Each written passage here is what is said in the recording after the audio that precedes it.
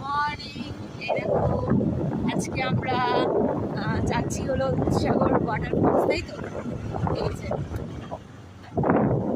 দাঁড়াও, এখন বাজে হলো 5টা 33,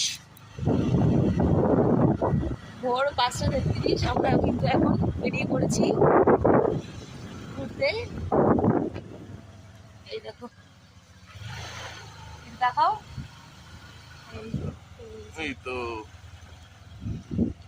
দেখো, আমাদের কিন্তু ঘুম ভাঙে না অন্য সময়, আজকে কিন্তু 40 মিনিট ঘুমিয়েছি না?